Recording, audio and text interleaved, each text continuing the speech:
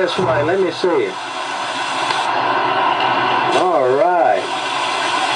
That's just about pan size if you wanted to, ain't it? And you fishing with them green worms from what? Taylor's Bait Store? Yeah. Right up the Rex Road? Yeah. Well, it makes it at least close, and you don't have to dig for worms today, right? So you catch and release? Yeah. Well, that's what we all should be doing, catching and releasing. You have a good day down in Rex, Georgia. Welcome to Rex, Georgia, y'all.